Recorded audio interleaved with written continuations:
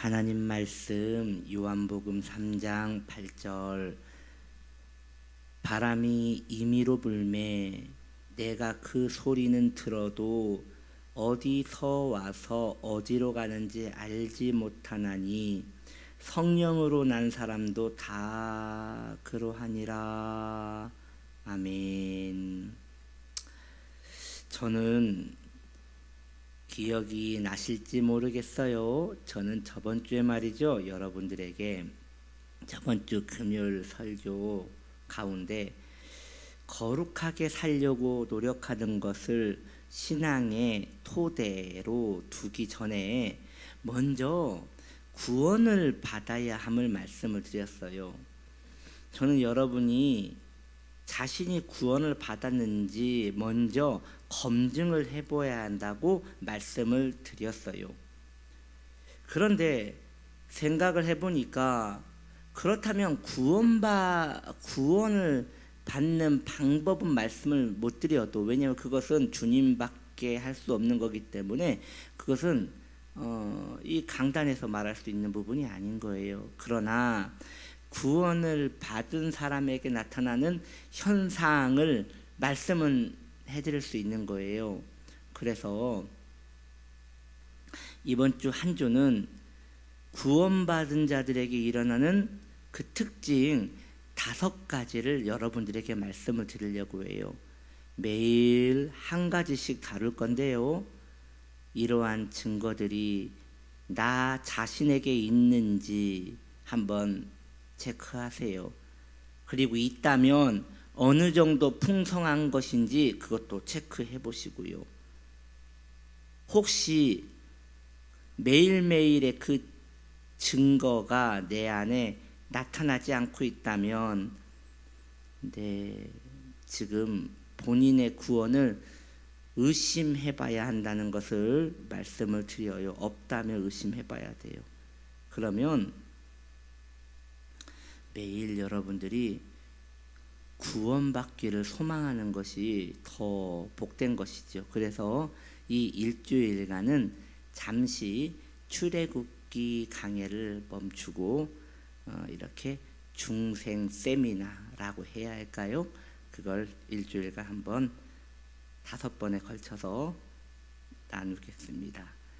자, 오늘 그 첫 번째 증거, 구원받은 자들에게, 즉 중생의 체험을 한 자들에게 나타나는 그 증거, 첫 번째 증거는요, 그 구원받은 자들은, 이 중생한 이들은요, 자신의 영적인 죽음을 인지합니다. 자신의 영적인 죽음을 인지합니다.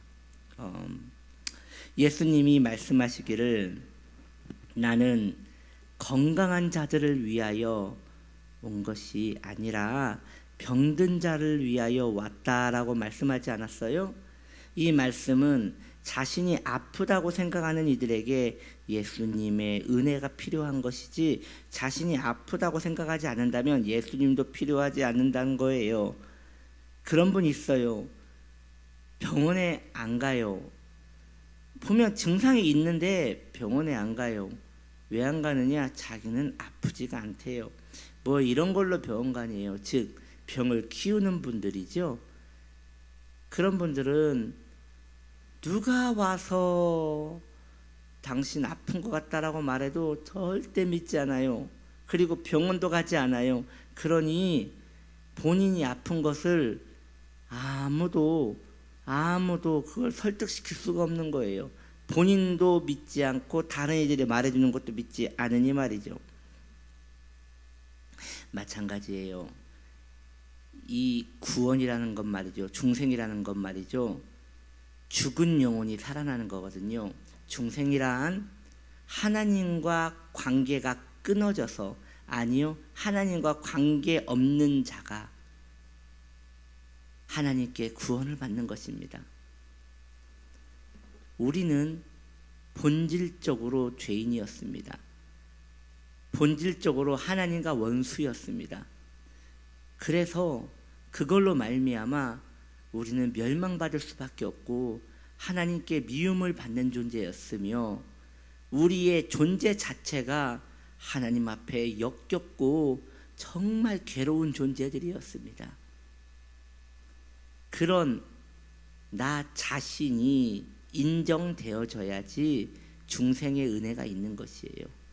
내가 누구인지도 모르고 내가 어떤 상태인지도 모르는 자는 하나님께 은혜를 요청할 이유도 없고 그 요청에 대한 마음도 일어나지 않는 것이에요. 그래서 중생의 은총이 그 영혼을 비출 때 처음 일어나는 증상은 자신의 죄악이 자각되는 것이지요. 그런데 여기에서 오해하는 부분이 있어서 하나 짚고 넘어가요. 무슨 이야기냐?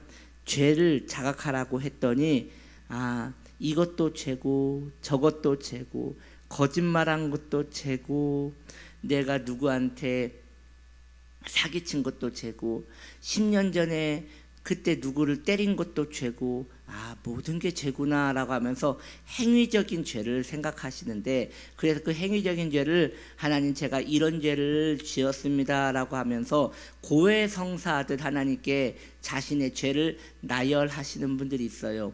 또 옛날 간증에 보면 이런 사례들이 많아요. 회개의 영께서 그 사람에게 임하셔서 회개가 터지기 시작하는데 이렇게 회개를 했다고 해요. 갑자기 앞에 카메라 필름 같은 것이 앞에 쫙 펼쳐지면서 이것도 죄고 저것도 죄고 성령님이 이렇게 죄를 알게 하셨기 때문에 그 죄를 회개하였다라고 하는 분들이 있어요. 네, 그런 특별한 현상도 있을 수 있을 것 같아요. 네, 그렇게 하나하나 죄라는 것을 인지시켜주기 위하여 먼저 눈높이 교육식으로 성령님이 우리에게 그렇게 가르쳐줄 수 있다고 생각해요. 왜냐하면 저 또한 그것을 경험했기 때문이에요. 저 또한 기도원에서 기도를 할 때 성령님이 이렇게 깨닫게 하셨어요. 장면 하나하나, 제가 옛날에 죄를 지었던 그 장면 하나하나가 떠올라서 회개하면 그 장면이 사라지고 회개하면 그 장면이 사라지고 해서 정말 철저하게 회개를 한 적이 있는데, 여러분 그게 전부가 아니고 그것은 어찌 보면 바른 것도 아니에요. 이것은 하나의 체험이고 현상일 뿐이지 그것을 구원의 도로 받아들이면 안 된다는 것이에요. 그것은 자신이 죽었음을 인정하는 것이 아니라는 것이에요. 그 죄만 회개하면 뭔가 관계가 회복될 것 같은 이러한 생각은 잘못된 생각이라는 것이죠. 그래서 이 체험이란 건 굉장히 복되고 아름다운 것인데 온전한 교리가 서 있지 않으면 체험이라는 것은 오히려 교리를 어그러뜨리는 문제를 일으킬 수 있다는 것도 인정을 해야 한다는 것이죠. 그러므로 여기에서 자신의 죄인 됨을 인지하는 것은 죄인 정도가 아니라 내가 은혜에 대하여 죽은 자라, 내가 생명에 대하여 죽은 자라, 내가 영생에 대하여 죽은 자라, 내가 하나님과 관계에 대하여 죽은 자라. 여러분, 죽은 자에게 어떠한 가능성이 있습니까? 여러분 참 민망하고 외람된 말이지만 죽은 시신 앞에 밥을 떠먹인다고 생각하십시오. 불가능하지요. 죽은 시신한테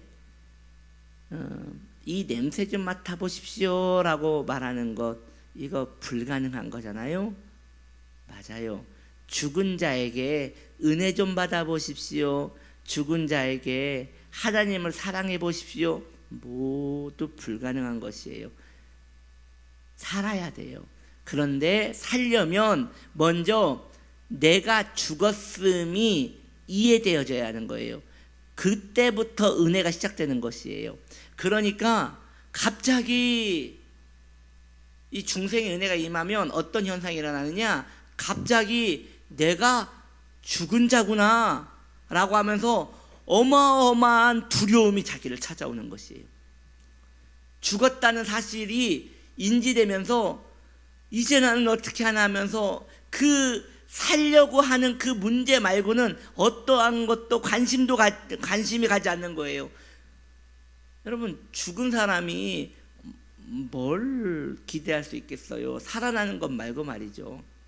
그래서 죽은 자가 하나님 살려주십시오.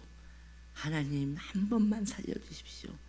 내 죽은 영혼이 살기를 원합니다 라고 요청하게 되는 것, 그것이 바로 중생의 그 첫 번째 기준이라고 말하겠습니다. 그러면 여러분, 교회 다니기 때문에 나는 구원받았겠지라고 생각하신다면 큰 오산입니다. 그런 분들은 아주 위험한 상황 가운데 놓여 있는 것입니다. 나는 오랫동안 기독교 가정에서 살았고, 기독교 가정에서 주기도문, 사도신경 다 외우고 살았고, 심지어 교회에서 교회학교 교사도 하고 있고, 이런 것들 때문에 나는 구원을 받은 상태겠지. 아니요, 여러분, 구원을 받으면 흔적이 있어요. 흔적이. 내가 죽었었구나, 내가 지금 죽은 상태라구나. 이 충격적인 사건이, 그 충격적인 사건이 어떻게 아무 일도 없었던 것처럼 그냥 살게 되겠어요. 그러한